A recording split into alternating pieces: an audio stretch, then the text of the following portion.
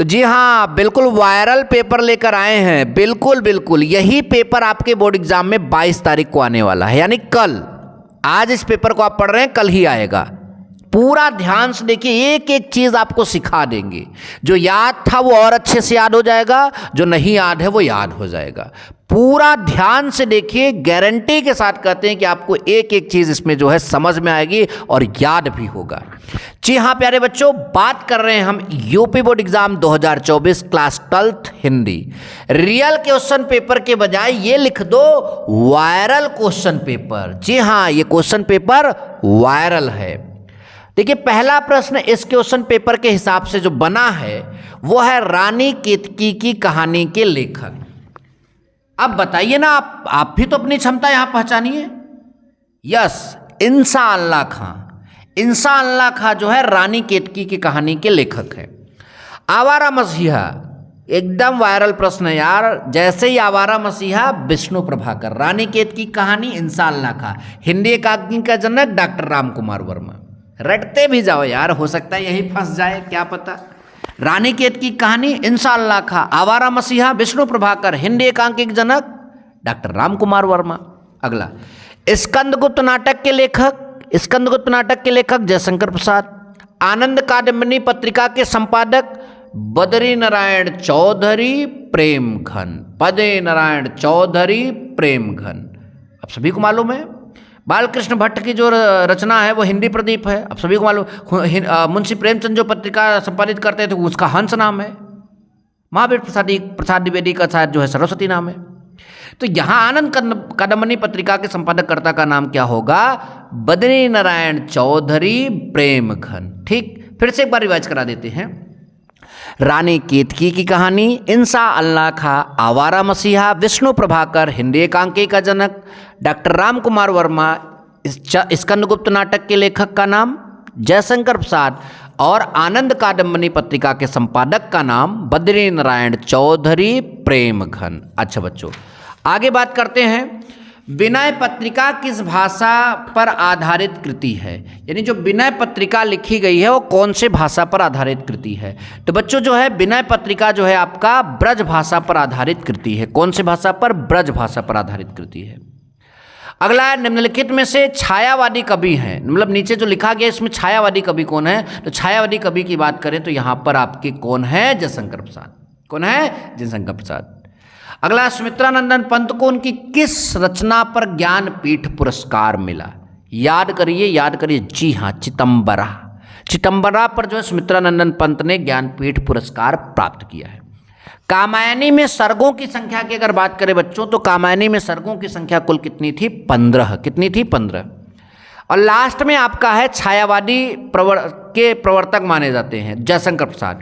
छायावादी कवि की यहाँ पर बात किया जयशंकर प्रसाद, और छायावादी कवि में प्रवर्तक की बात किया जाए तो भी जयशंकर प्रसाद।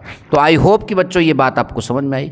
अब आपका जो है शुरुआत के 10 नंबर के प्रश्न हो गए। अब हमारा अगला जो प्रश्न यहाँ पर है वह है हिंदी गद्यांश। हिंदी गद्यांश से प्रश्न करेगा। तो हिंदी गद्यांश से प्रश्न करेगा तो उसका उत्तर कैसे लिखोगे वो भी बताएंगे, फिर पद्यांश का बताएंगे, फिर आगे जो जो रहेगा उन सबको समझाएंगे। तो चलते हैं अगले प्रश्न की ओर। तो ये जो है हिंदी गद्यांश का एक प्रश्न है यहाँ पर, जहाँ से जो स्टार्ट हुआ है, कहाँ से? माता अपने सब पुत्रों को समान भाव से चाहती है, इसी प्रकार पृथ्वी पर बसने वाले जन सब बराबर हैं, उनमें ऊंच और नीच का भाव नहीं है। जो मातृभूमि के उदय के साथ जुड़ा हुआ है वह समान अधिकार का भागी है। इस तरह से यहाँ तक पूरा आपका एक जो है दिया जाएगा पैरा। ठीक, आप उसको आराम से पढ़िएगा और फिर उसी में प्रश्न बनेंगे। उन सारे प्रश्नों का क्या लिखना होगा? उत्तर लिखना होगा। तो देखिए, सबसे पहला जो प्रश्न बन रहा है, ध्यान से समझने की कोशिश करिए। पहला प्रश्न आपका क्या है? उपर्युक्त गद्यांश के पाठ और लेखक का नाम लिखिए। तो आप देखिए, जो माता और पृथ्वी वाला कॉन्सेप्ट है, मैं बार बार बोलता हूं कि इस कौन से पाठ का ये मतलब कि गद्यांश है? तो ये आपका जो है राष्ट्र के स्वरूप पाठ का गद्यांश है। तो इस तरह से पाठ और गद्यांश के पाठ का और लेखक का नाम जो है यहाँ पर मैंने इस तरह से लिखा, और आप भी ऐसे ही लिखिएगा। पाठ का नाम राष्ट्र का स्वरूप, लेखक का नाम डॉक्टर वासुदेव शरण अग्रवाल। ठीक, अच्छा। दूसरा यहाँ पर है पुत्र को समान भाव से कौन रखती है। अब ये इतना मतलब कि लल्लू सा क्वेश्चन है जिसका जवाब सब भी दे सकते हैं। पुत्र को समान भाव से कौन रखेगी, जाहिर सी बात है माता। तो यहाँ पर लिखा है पुत्र को समान भाव से पृथ्वी माता रखती है, लेकिन यहाँ पर देखिए माता के लिए हम जो भी यूज करेंगे वो पृथ्वी यूज करेंगे, क्योंकि हम यहाँ पर पृथ्वी से रिलेटेड चीज़ों को पढ़ रहे हैं।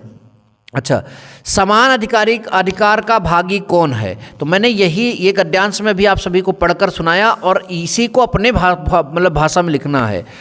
यहाँ पर लिखा है कि पृथ्वी पर बसने वाले जन बराबर हैं, उनमें ऊंच नीच का भाव नहीं है। जो मातृभूमि के उदय के साथ जुड़ा हुआ है वह समान अधिकार का भागी है। तो यहाँ पर देखिए, इस पृथ्वी पर निवास करने वाला प्रत्येक व्यक्ति पृथ्वी पर अपने जन्म के समय से ही समान अधिकार का भागी है। तो इस तरह से आप यहाँ पर लिख सकते हैं। ठीक, अब हमारा इसका चौथा प्रश्न आएगा। ध्यान से देखिए, कई प्रश्न होते हैं। अब उसमें यहाँ पर कम से कम 12 प्रश्न, यहाँ पर 11 प्रश्न तैयार किया गया है, जबकि उसमें से इतने नहीं रहेंगे। आपको इसी में से मिलते जुलते प्रश्न वहाँ बनाए जाएंगे, तो आपको तैयार पूरा करना है। ठीक, अच्छा, अगला है पृथ्वी पर किसका विस्तार अनंत है। ध्यान से समझिए, अब इस प्रश्न का उत्तर देना है कि पृथ्वी पर किसका विस्तार अनंत है। तो देखिए, इस पृथ्वी पर निवास करने वाले व्यक्तियों का विस्तार अनंत है, जाहिर सी बात है। वे इस विस्तृत भूमि पर अरबों की संख्या में बसे हुए हैं, तो इनका जो है विस्तार अनंत है। अब इसी में आपका 5वां प्रश्न पूछा था अनंत का आशय। अनंत का आशय कि अनंत क्या है। अनंत का और जनपद का, 2 चीज़ों का पूछा है। अनंत और जनपद का अर्थ लिखना है, आशय लिखना है। तो आप सभी को मालूम है अनंत का आशय क्या है, जिसका अंत ना हो अथवा अंतहीन। और जनपद किसे कहा जाता है, जिले को कहा जाता है। इस तरह से आप 5वें प्रश्न का उत्तर दे देंगे।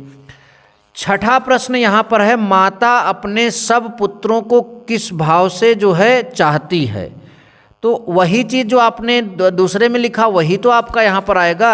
तो यहाँ पर जो है माता अपने पुत्रों को समान भाव से चाहती हैं। तो कभी कभी प्रश्न के तरीके को बदल दिया जाएगा। देखो, यही यहाँ पर दूसरे में भी यही आंसर लिखा गया है और 6वें में भी यही आंसर लिखा गया है।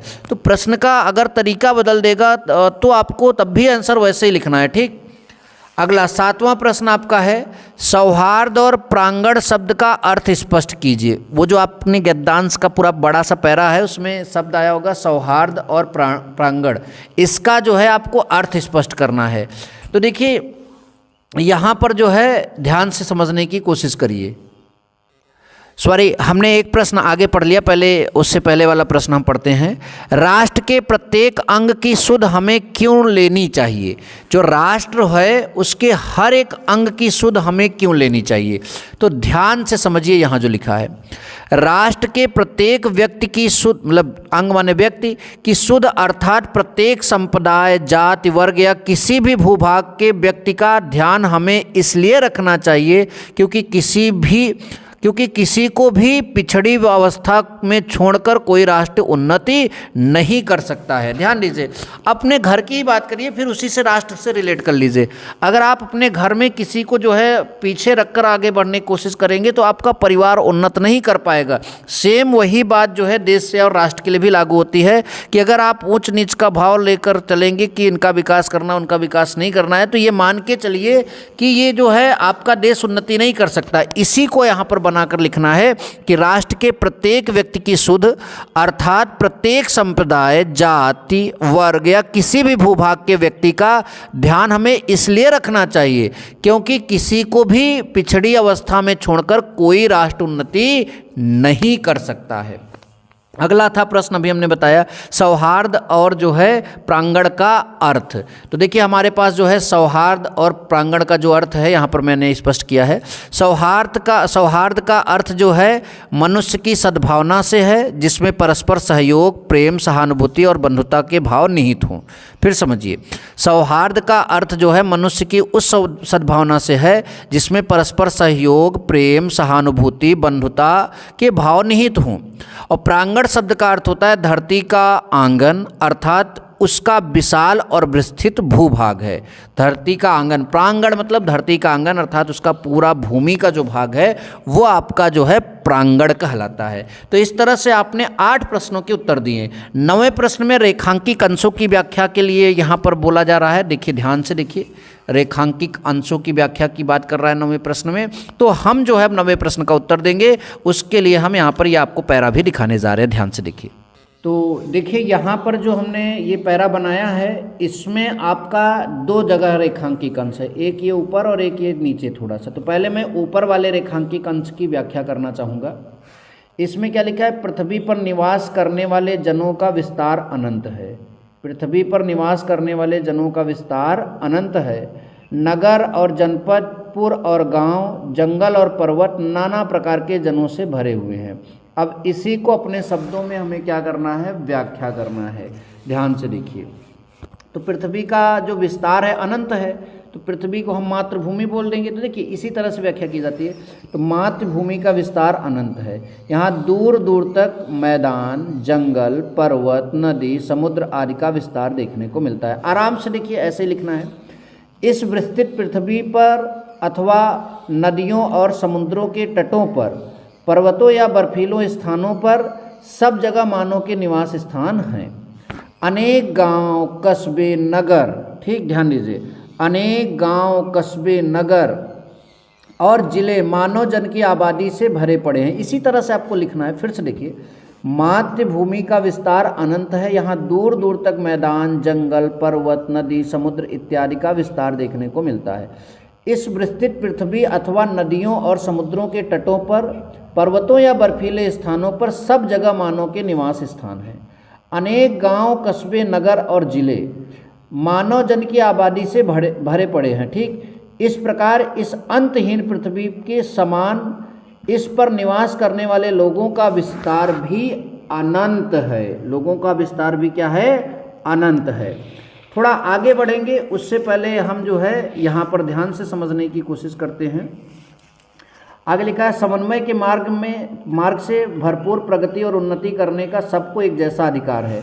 तो अब यहाँ पर ध्यान से देखिए, उसका मैंने व्याख्या वहाँ तक कर दिया। तो यहाँ पर लिखा है, सबको एक समान अवसर, अधिकार प्रदान कर साथ लेकर चलना ही समन्वय है, और इस मार्ग पर चलकर प्रगति एवं उन्नति का अधिकार सबका है।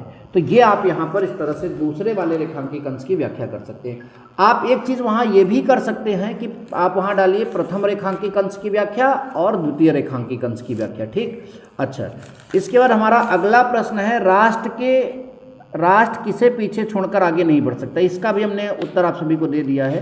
तो पिछड़े लोग होते हैं। ठीक, यहाँ पर फिर से वैसे ही एक उत्तर आएगा, किसी भी क्षेत्र, जाति, वर्ग, संप्रदाय या व्यक्ति पीछे छोड़कर जो है राष्ट्र आगे नहीं बढ़ सकता। प्रत्येक जनसमूह की उन्नति से ही राष्ट्र की प्रगति संभव है।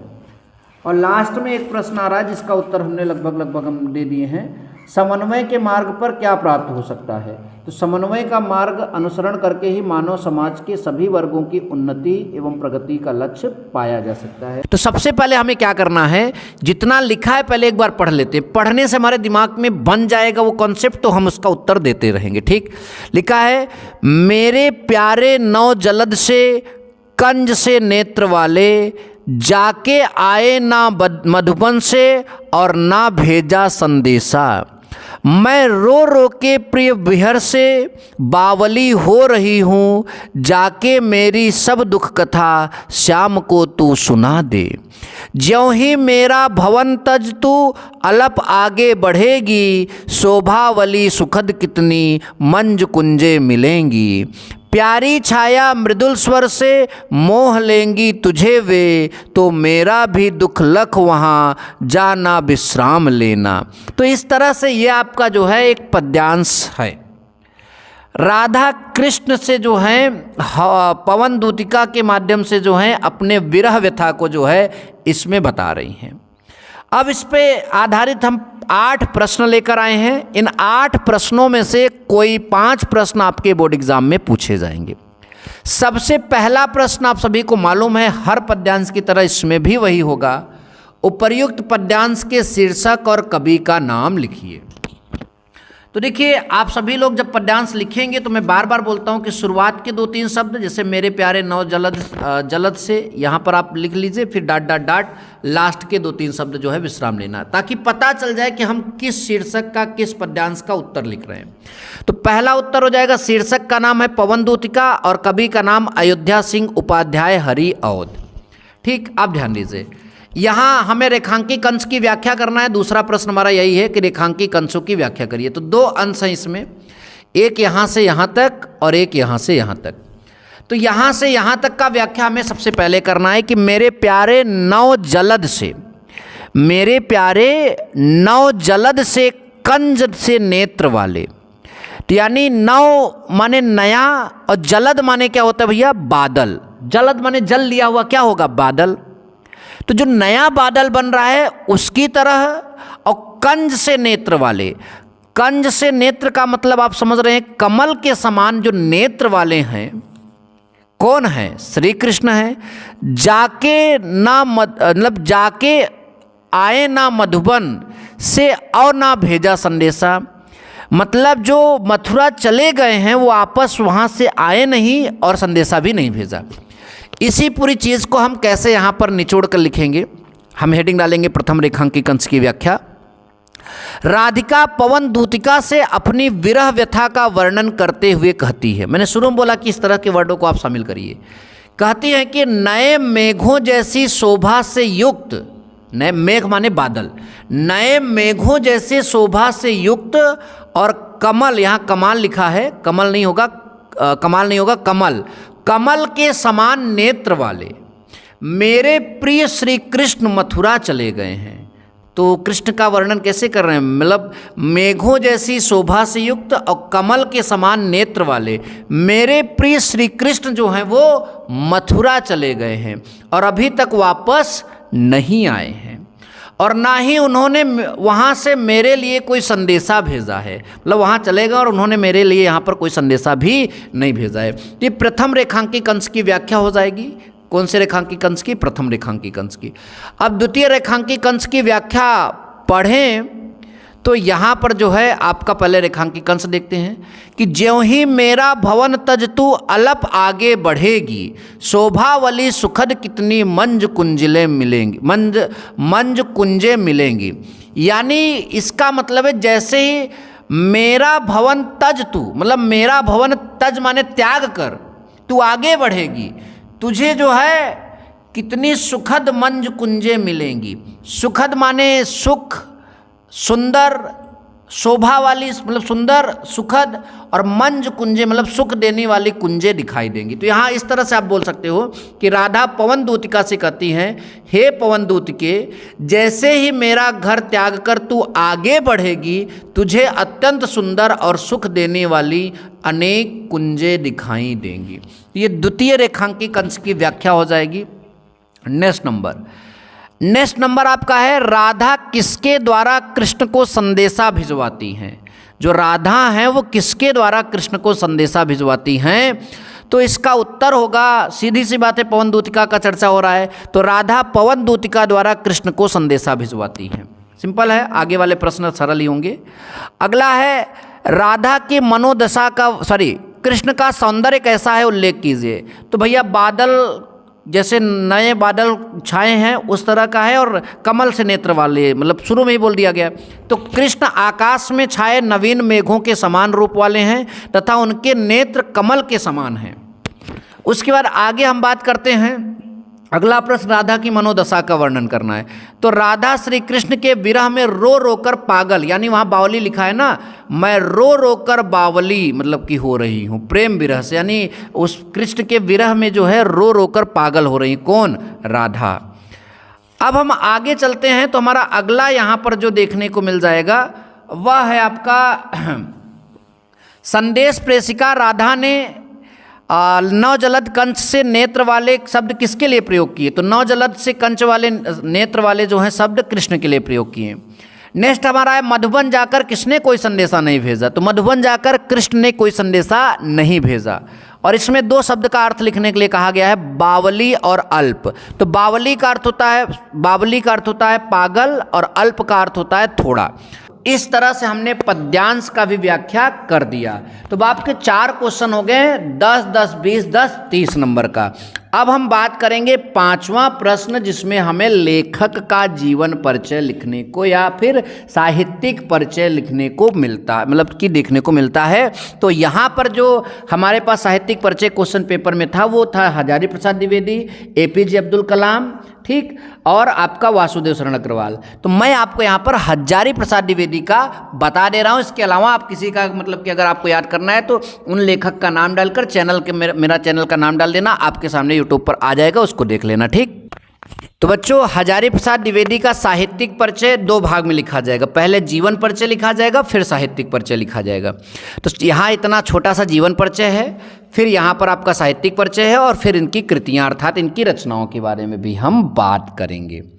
तो बच्चों हजारी प्रसाद द्विवेदी का जीवन परिचय हेडिंग डालिए और आप बोलिएगा, हजारी प्रसाद द्विवेदी का जन्म सन 1907 ईस्वी में बलिया जिले के दूबे के छपरा नामक ग्राम में हुआ था। हजारी प्रसाद द्विवेदी जी का जन्म सन 1907 ईस्वी में बलिया जिले के दूबे के छपरा नामक ग्राम में हुआ था। इनके पिता का नाम अनमोल द्विवेदी, इनके पिता का नाम अनमोल द्विवेदी तथा माता का नाम ज्योतिष्मती था। द्विवेदी जी सरयू पारीण ब्राह्मण थे। इनके बचपन का नाम वैद्यनाथ द्विवेदी था। बच्चों फिर से देखो, आचार्य हजारी प्रसाद द्विवेदी का जन्म सन 1907 ईस्वी में बलिया जिले के दूबे के छपरा नामक ग्राम में हुआ था। इनके पिता का नाम अनमोल द्विवेदी तथा माता का नाम ज्योतिष्मती था। द्विवेदी जी सरयू पारीण ब्राह्मण थे। इनके बचपन का नाम वैद्यनाथ द्विवेदी था। 18 मई सन 1979 ईस्वी में इस महान साहित्यकार का स्वर्गवास हो गया। तो यहाँ तक आपका जीवन परिचय हो जाएगा। साहित्यिक परिचय की बात करें तो आचार्य हजारी प्रसाद द्विवेदी जी का हिंदी साहित्य के अंतर्गत आलोचना तथा निबंध के क्षेत्र में अविस्मरणीय योगदान है। यानी आचार्य हजारी प्रसाद द्विवेदी का हिंदी साहित्य में जो योगदान है वो किस क्षेत्र में है? आलोचना साहित्य के क्षेत्र में है और निबंध साहित्य के क्षेत्र में है। सन 1930 ईस्वी में काशी हिंदू विश्वविद्यालय से ये ज्योतिषाचार्य की उपाधि और 1949 में जो है लखनऊ विश्वविद्यालय से डीलिट की उपाधि इन्होंने प्राप्त किया। कई विभागों के अध्यक्ष एवं प्रमुख रहे और सन 1957 ईस्वी में जो है भारत सरकार ने इन्हें पद्म भूषण से सम्मानित किया। यानी पद्म भूषण से पर जो उपाधि है उससे जो है इन्हें सम्मानित किया गया। तो ये हो गया इनका साहित्यिक परिचय। अब हम बात करते हैं इनकी प्रमुख कृतियाँ, इनकी प्रमुख रचनाओं की बात करते हैं। तो निबंध संग्रह, उपन्यास, आलोचना साहित्य और इतिहास, ये इनके जो हैं रचना क्षेत्र हैं। निबंध संग्रह में अशोक के फूल, आलोक पर्व और कुटज। उपन्यास में बाणभट्ट की आत्मकथा, पुनर्नवा, और फिर यहाँ पर आलोचना साहित्य में साहित्य जो है सहचर और सूर साहित्य। हिंदी इतिहास में बात करें तो हिंदी साहित्य का आदिकाल। तो ये हो गया हजारी प्रसाद द्विवेदी जी का जीवन परिचय या फिर साहित्यिक परिचय। अब हम बात करेंगे बच्चों जो आपका अगले प्रश्न में जो है आपका कवि का साहित्यिक परिचय लिखने के लिए आता है। तो उसमें हमारे पास जो है जयशंकर प्रसाद, मैथिली शरण गुप्त और महादेवी वर्मा लिखा है। तो मैं आपको यहाँ पर महादेवी वर्मा का जो है बताने जा रहा हूँ। तो चलिए महादेवी वर्मा जी का साहित्यिक परिचय और जीवन परिचय समझ लेते हैं। हेडिंग डालिएगा महादेवी वर्मा और यहाँ पर हेडिंग डालिएगा जीवन परिचय। और आप क्या लिखोगे इनके जीवन परिचय में? पीड़ा की अमर गायिका, आधुनिक युग की मीरा। पीड़ा की अमर गायिका, आधुनिक युग की मीरा महादेवी वर्मा जी का जन्म फर्रुखाबाद के शिक्षित कायस्थ परिवार में सन 1907 ईस्वी में होलिका दहन के दिन हुआ था। तो हमने आपको क्या बताया? पीड़ा की अमर गायिका, आधुनिक युग की मीरा महादेवी वर्मा जी का जन्म फर्रुखाबाद के शिक्षित कायस्थ परिवार में सन 1907 ईस्वी में होलिका दहन के दिन हुआ था। इनके पिता श्री गोविंद प्रसाद वर्मा भागलपुर के कॉलेज में प्रधानाचार्य थे। इनके पिता जो श्री गोविंद प्रसाद वर्मा हैं वो भागलपुर के कॉलेज में प्रधानाचार्य थे। इनकी माता हेमरानी परम विदुषी धार्मिक महिला थी एवं नाना ब्रज भाषा के एक अच्छे कवि थे। इनकी प्रारंभिक शिक्षा इंदौर में और उच्च शिक्षा प्रयाग में हुई। प्रारंभिक शिक्षा इंदौर में और उच्च शिक्षा कहाँ हुई? प्रयाग में हुई। संस्कृत से एमए उत्तीर्ण करने के बाद ये प्रयाग महिला विद्यापीठ में प्रधानाचार्य हो गई। संस्कृत से जब एमए उत्तीर्ण किया इन्होंने तो ये प्रयाग महिला विद्यापीठ में प्रधानाचार्य हो गए। 11 सितंबर 1987 को इस महान लेखिका का स्वर्गवास हो गया, यानी इस दिन जो है इनका स्वर्गवास हो गया। तो ये इनका जीवन परिचय है पूरा यहाँ तक। उसके बाद अब हम इनका क्या पढ़ते हैं, साहित्यिक परिचय। साहित्यिक परिचय ध्यान दीजिए। महादेवी वर्मा जी जो है इनका मुख्य रचना क्षेत्र जो है काव्य, यानी जो है ये कविताओं का रचना क्षेत्र इनका मुख्य रचना क्षेत्र है। इनकी गणना जो छायावादी के बृहस्थ चतुष्टयी हैं, चतुष्टयी माने 4 कवि जयशंकर प्रसाद, पंत, निराला और महादेवी, उनमें होती है इनकी जो गणना। ठीक, काव्य के अतिरिक्त इनकी बहुत सी श्रेष्ठ रचनाएं भी हैं, बहुत सी श्रेष्ठ रचनाएं भी हैं। वो गद्य की रचनाएं हैं। काव्य के अतिरिक्त इनकी बहुत सी श्रेष्ठ गद्य रचनाएं भी हैं। इन्होंने प्रयाग में साहित्यकार संसद की स्थापना करके साहित्यकारों का मार्गदर्शन भी किया है। जो प्रयाग है अपना, प्रयाग जो है यहाँ पर साहित्यकार संसद की स्थापना करके इन्होंने साहित्यकारों का मार्गदर्शन भी किया। इनकी साहित्य साधना के लिए भारत सरकार ने इन्हें पद्म भूषण से सम्मानित किया। भारत सरकार ने किससे सम्मानित किया, पद्म भूषण से। इन्हें इनके ग्रंथ यामा पर भारतीय ज्ञानपीठ पुरस्कार मिला। इनके ग्रंथ यामा पर इनको क्या मिला है, भारतीय ज्ञानपीठ पुरस्कार मिला है। ध्यान दीजिए, भारतीय ज्ञानपीठ पुरस्कार। और इनकी कृतियों की बात करें तो इनकी कृतियां काव्य में निहार, रस्म, नीरजा, सांडगीत, दीपशिखा, यामा। और गद्य की रचनाएं अतीत के चलचित्र, स्मृति की रेखाएं और श्रृंखला की कड़ियाँ। ये महादेवी वर्मा की कुछ प्रमुख रचनाएं हैं। अब देखो बच्चों, अगला प्रश्न जो है उसमें हमारे पास जो है यहाँ पर दिया है बहादुर या पंचलाइट कहानी के मतलब कि कहानी का सारांश लिखिए। तो हम यहाँ पर जिस कहानी का आप कहिए बता देते, लेकिन अब आप कैसे कहेंगे तो मैं अपने से बता देता हूँ। मैं बहादुर कहानी का जो है यहाँ पर आप सभी को सारांश बता देता हूँ। तो देखिए, बहादुर कहानी स्टार्ट करें उससे पहले इसका पूरा निचोड़ आपको 2 मिनट मतलब कि 15 सेकंड में समझा देते हैं। बहादुर घर से भागा हुआ एक लड़का है और यहाँ पर अपने से संपन्न रिश्तेदारों के यहाँ जो है एक मतलब कि एक व्यक्ति की पत्नी जाती हैं, तो नौकर चाकर के द्वारा जो शानो शौकत देखती हैं तो वो भी अपने यहाँ मतलब नौकर रखने की बात करती हैं। तो जो भागा हुआ लड़का बहादुर है उनके यहाँ नौकर के रूप में रख दिया जाता है। और शुरू में जो है ये लोग उसके साथ अच्छा व्यवहार करते हैं और लास्ट में जो है उसका व्यवहार उनके प्रति कटु हो जाता है और मारने पीटने की भी नौबत आ जाती थी, चोरी का भी इल्जाम लगा देते थे। तो इस प्रकार बहादुर वहाँ से प्रताड़ित होकर फिर भाग गया। इसी पर पूरी कहानी आधारित है। चलिए देखते हैं। अमरकांत जी द्वारा लिखी कहानी बहादुर एक मध्यम वर्गीय परिवार में नौकर के साथ परिवारजनों द्वारा किए गए अत्यधिक कटु व्यवहार की कहानी है। फिर सुनिए बच्चों, अमरकांत जी द्वारा लिखी कहानी बहादुर एक मध्यम वर्गीय परिवार में नौकर के साथ परिवारजनों द्वारा किए गए अत्यधिक कट व्यवहार की कहानी है। लेखक ने स्वयं को कहानी का पात्र बताते हुए कहानी का आत्मकथात्मक रूप में रचना की, यानी अपनी आत्मकथा के रूप में जो है उस कहानी की क्या किया है, रचना। अब देखो यहाँ से कहानी मेन शुरू हो जाती है।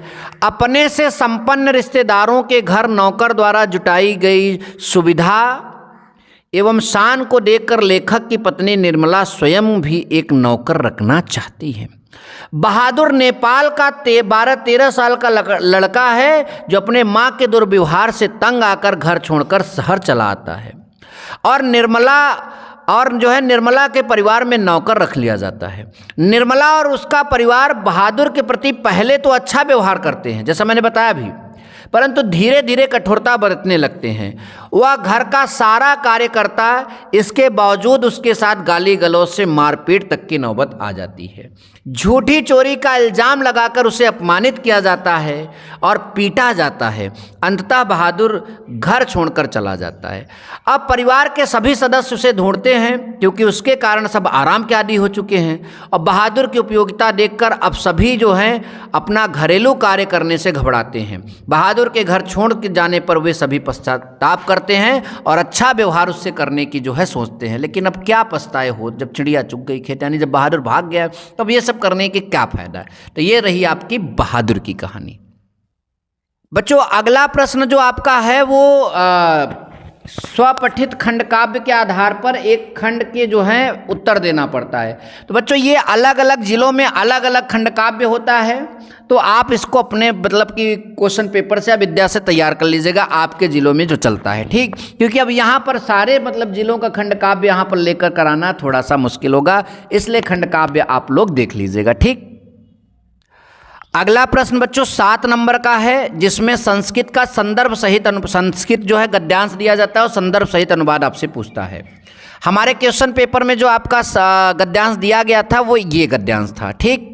तो इसका संदर्भ सहित अनुवाद हमको बताना है। तो सबसे पहले संदर्भ लिखेंगे और लिखेंगे प्रस्तुत गद्यांश हमारी पाठ्य पुस्तक के संस्कृत भाग में संकलित, कौन से भाग में? संस्कृत भाग में संकलित आत्मज्ञ एवं सर्वज्ञ नामक पाठ से उद्धृत है, यानी यहाँ से लिया गया है। तो आत्मज्ञ और सर्वज्ञ नामक पाठ से लिया गया है। अब यहाँ से यहाँ तक का हमें अनुवाद करना है। क्या लिखा है? याज्ञवल्क्यो मैत्रेयी मुआच मैत्रेयी। अब इसका अर्थ क्या है? याज्ञवल्क्यो मतलब याज्ञवल्क ने मैत्रेयी मुआच, यानी यहाँ से उनसे वार्तालाप कर रहे हैं, उनसे कह रहे हैं। याज्ञवल्क जो है मैत्रेयी से कहा, मैत्रेयी हे मैत्रेयी। अब यहाँ पर लिखा है उद्ध्यसन अहम अस्मात् स्थानादस्म, यानी मैं गृहस्थाश्रम को जो है त्याग कर इस स्थान से ऊपर, अहम माने यहाँ पर था मैं, ठीक है, इस स्थान से ऊपर परिवाज्य नामक अन्य आश्रम में जाने वाला, मतलब एक अन्य आश्रम में जो है मैं जाने वाला हूँ। तो आगे लिखा है अतः, इस यहाँ पर लिखा है ना, ततस्ते अनया कत्यान्या विच्छेदम करवाणी इति, मतलब यहाँ पर अतः इस कत्यानी नामक दूसरी पत्नी से तुम्हारा संपत्ति का जो है क्या कर रहा हूँ? बंटवारा कर दे रहा हूँ। विच्छेदम का मतलब बंटवारा, यहाँ पर विच्छेद कर दे रहा हूँ संपत्ति को, ठीक। मैत्रेयी उवाच यदि इदम सर्वा पृथ्वी वित्तेन पूर्णा स्यात् तत् किम तेना हम मृत्यास्म्यामिति, यानी अब इसका अर्थ क्या है? मैत्रेयी, यह सुनकर मैत्रेयी ने कहा यदि संपूर्ण पृथ्वी धन से पूर्ण हो जाए तब भी क्या मैं उससे अमर हो जाऊंगा? तो याज्ञवल्क, यहाँ याज्ञवल्क उवाच का मतलब होता है याज्ञवल्क ने कहा, नेति नहीं। तो इस तरह से जो है आप थोड़ा इसका व्याख्या कर लीजिएगा। थोड़ा सा संस्कृत पढ़ने में थोड़ी सी दिक्कत हुई, उसके लिए जो है आई एम सॉरी। अब आगे चलते हैं बच्चों। अगला प्रश्न जो है संस्कृत का ही है, ये भी 7 नंबर का है, ये पद्यांश का है। हमारे पास ये पद्यांश आया है, भाषा सुमुख्या मधुरा दिव्या गिर्वाण भारती तस्या ही मधुरम काव्यम तस्मादपि सुभाषितम। अब यहाँ पर संदर्भ क्या लिखोगे? यह पद्यांश या श्लोक हमारी पाठ्य पुस्तक के संस्कृत भाग में संकलित सुभाषित रत्नानि नामक पाठ से अवतरित है, यानी यहाँ से लिया गया है। अब यहाँ लिखा है भाषासु मुख्या मधुरा, यानी भाषाओं में मुख्य और मधुर दिव्या गिर्वाण भारती, यानी संस्कृत है। तो भाषाओं में संस्कृत सबसे प्रधान, मुख्य, मधुर और अलौकिक, दिव्य माने अलौकिक है। तस्या ही मधुरम माने उससे अधिक मधुर, काव्यम उसका काव्य है, तस्मादपि सुभाषितम और उससे भी अधिक मधुर उसके सुभाषित अर्थात सुंदर वचन और सूक्तियाँ हैं। तो इस तरह से इसका जो है इस संस्कृत के जो पद्यांश का व्याख्या है जो बहुत आराम से आप कर लेंगे, इसमें बहुत ज़्यादा दिमाग लगाने की ज़रूरत नहीं है। अब हम नेक्स्ट प्रश्न की ओर मूव करते हैं। तो बच्चों अगला जो है आपका मुहावरों और लोकोक्तियों से प्रश्न आता है, जिसमें मैं आपको 2 ठो करना होता है, मैं यहाँ पर 2 ठो आपको करके दिखा रहा हूँ। पहला अपना उल्लू सीधा करना। अपना उल्लू सीधा करना मतलब स्वार्थ सिद्ध करना। तो यहाँ पर इसका एक प्रयोग करिएगा। आजकल नेता लोग जो हैं वोट के लिए खुशामद करके, मतलब लोगों को खुश करके अपना उल्लू क्या करते हैं? सीधा करते हैं। दूसरा जो है आप यहाँ पर बता दीजिएगा अपने पैरों पर खड़ा होना। अपने पैरों पर खड़ा होना माने स्वावलंबी होना। विकास के माता पिता उसकी शादी करना चाहते थे, लेकिन उसने कहा कि जब तक वह अपने पैर पर नहीं खड़ा होगा वह शादी नहीं करेगा। यानी जब तक वो स्वावलंबी नहीं बनेगा, वो अपने पैर पर नहीं खड़ा होगा, वह शादी नहीं करेगा। तो इस तरह से मुहावरों और लोकोक्तियों का भी 2 नंबर का प्रश्न आपका क्लियर हो गया। बच्चों इसके बाद का जो प्रश्न है वो आपका अपठित गद्यांश है, वो थोड़ा मेरे पास इस समय उपलब्ध नहीं है, तो उस प्रश्न को छोड़ देते हैं, वो प्रश्न आप लोग देख लीजिएगा। बाकी जो है वो हिंदी ग्रामर के प्रश्न हैं और निबंध के, उसको जो है हम नेक्स्ट वीडियो में आपको प्रोवाइड करा देंगे। मिलेंगे नेक्स्ट वीडियो में। Thank you so much. जय हिंद, वंदे मातरम।